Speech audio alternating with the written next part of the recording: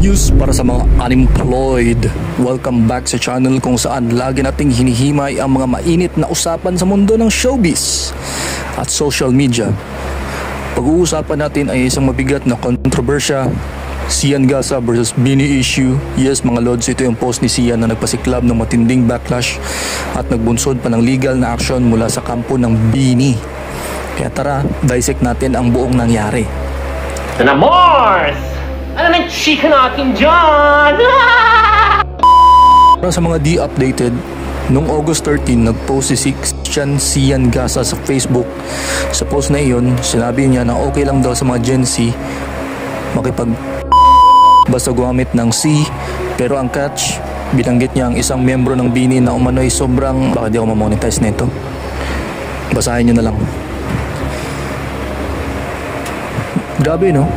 Parang blind item pero sobrang direct na nakasira ng reputasyon. Dahil dito, nag-trending ang pangalan niya at inulan ng batikos online. Maraming netizens ang nagsabi na mali at sexist ang kanyang ginawa at hindi ito basta simpleng joke o blind item lang. After ng post, pinotakti agad si Sian Gasa ng mga netizens. Ang dami nag-call out sa kanya dahil sa pag-disrespect.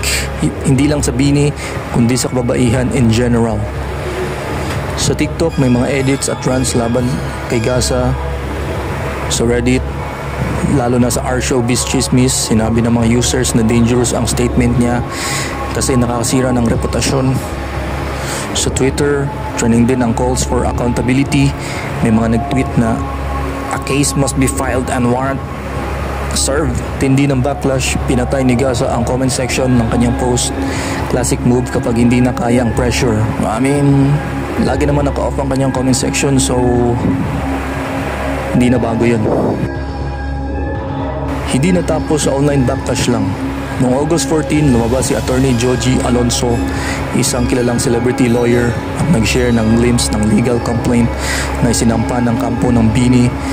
Hindi man binanggit ang pangalan ni Gasa, malinaw para sa karamihan na siya ang target ng complaint. Ibig sabihin, hindi lang ito chismis, may posibilidad ng kaso for defamation at online harassment. At para sa BINI, napakahalaga nito kasi protection ito sa kanilang reputasyon. Lalo na't mabilis kumalat ang fake news at paninira sa social media. Kung i-analyze natin, dalawang bagay ang obvious. Shock value strategy, si Sian Gasa kilala na sa paggamit ng kontrobersya para mapag-usapan siya. Pero sa pagkakataong ito, nag-backfire.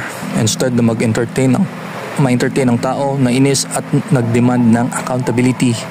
Bigger issue, misogyny. Ang ginawa niyang pagbibigay ng sexual insinuation laban sa babae, lalo na sa isang sikat na idol group, ay refleksyon ng mas malawak na problema. Ang objectification at slut-shaming sa kababaihan. Ano kaya yung pinapatamaan niya dito, no? Kasi nagbigay na siya ng clue. Meron pa siya isang patamang post para sa BINI na may caption na siksikan, sobrang sikip, kabaliktaran ng isang member ng BINI. Pero hindi rin pumayag ang mga netizens, naghanap rin sila ng panlaban para kay Sian Gasa, which is itong sex video ni Sian. Actually matagal na to. At hindi lang BINI fans ang nag-call out kundi pati general public.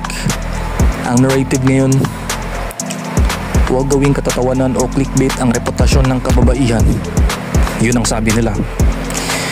Kaya may cultural impact ito, parang turning point na dapat seryosohin na ang online harassment. Dahil kahit sa digital world, may batas at may hangganan. So, sa mga kakomento, ano ang take ninyo sa issue na ito? Sa tingin nyo ba, dapat bang harapin ni Sian Gasa ang full force ng legal consequences? O tingin nyo ba, overreaction lang ito? Drop your thoughts down below. At syempre, kung gusto nyo ng mas maraming pang commentary content tulad nito, don't forget to like, share, and subscribe.